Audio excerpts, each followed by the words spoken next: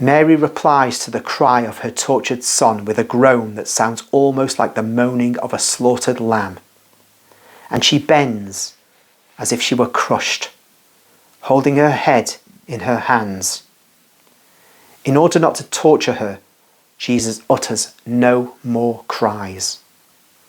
But the strokes continue, methodical and hard, iron striking iron. And we must consider that a living limb receives them. The right hand is now nailed. They pass on to the left one. The hole in the wood does not correspond to the carpus. So they take a rope, they tie it to the left wrist, and they pull it until the joint is dislocated, tearing tendons and muscles, besides lacerating the skin already cut into by the ropes used to capture him. The other hand must suffer as well, because it is stretched as a consequence, and the hole in it widens round the nail. Now, the beginning of the metacarpus near the wrist hardly arrives at the hole. They resign themselves, and they nail the hand where they can. That is between the thumb and the other fingers, just in the middle of the metacarpus. The nail penetrates more easily here, but with greater pain, because it cuts important nerves, so that the fingers remain motionless, whilst those of the right hand have contractions and tremors that denote their vitality. But Jesus no longer utters cries. He only moans in a deep, hoarse voice, with his lips firmly closed, while tears of pain fall on the ground after falling on the wood. It is now the turn of his feet. At 2 meters and more from the foot of the cross, there is a small wedge, hardly sufficient for 1 foot. Both feet are placed on it to see whether it is in the right spot.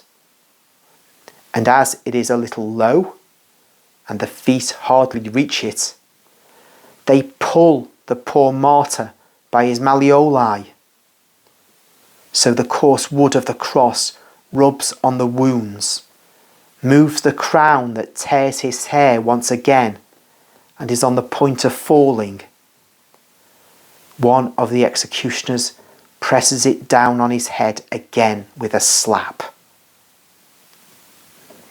Those who were sitting on Jesus' chest now get up to move to his knees, because Jesus, with an involuntary movement, withdraws his legs upon seeing the very long nail, which is twice as long and thick as those used for the hands, shine in the sunshine.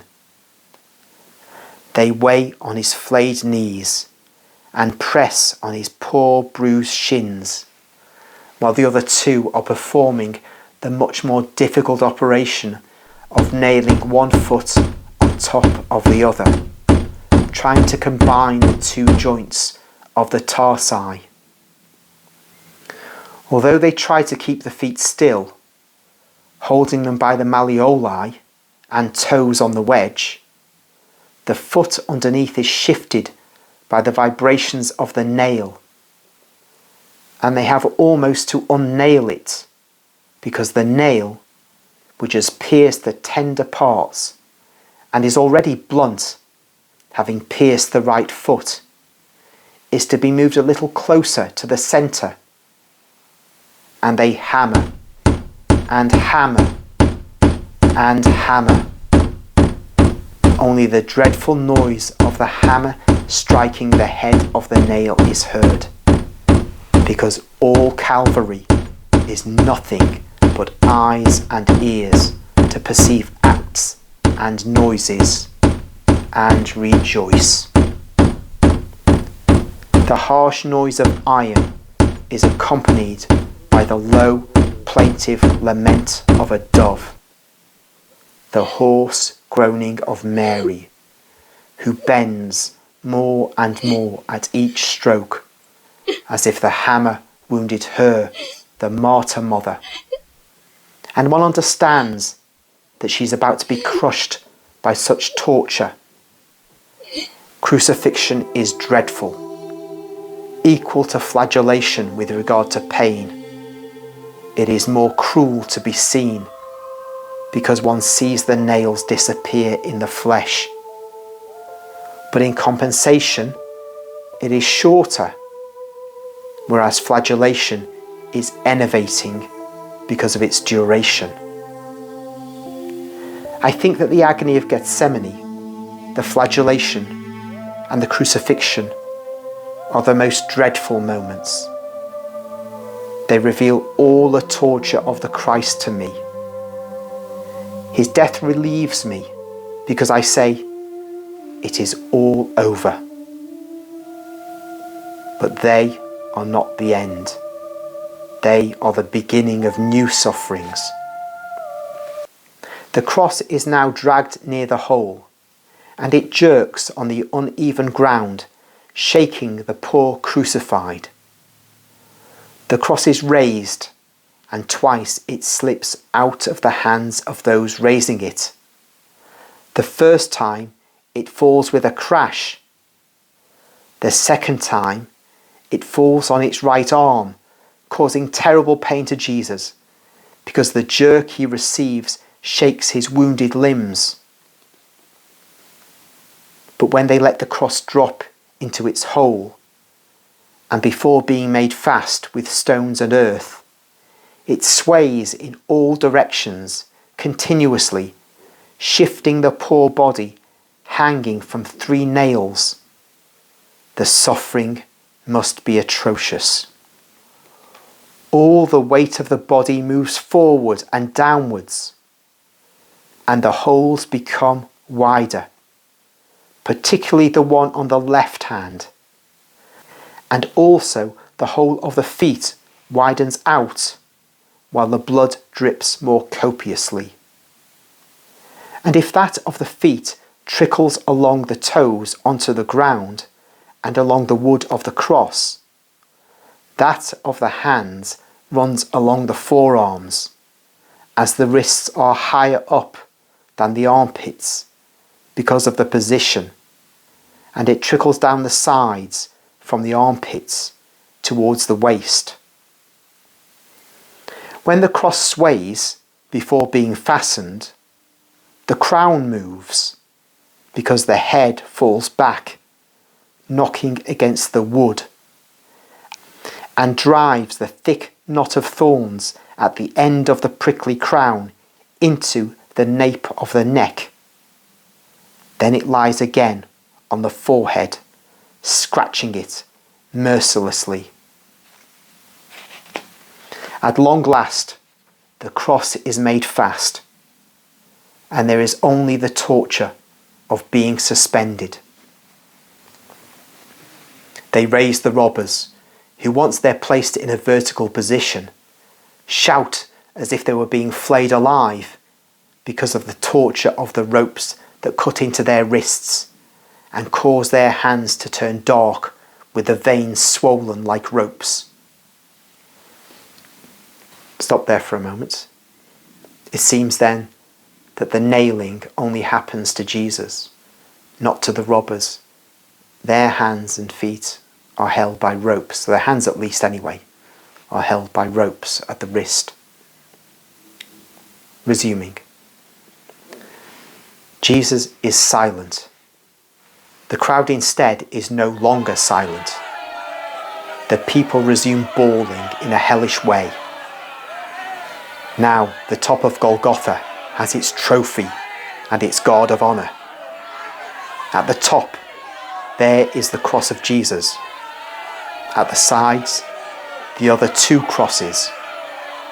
Half a century of soldiers in fighting trim is placed all round the summit.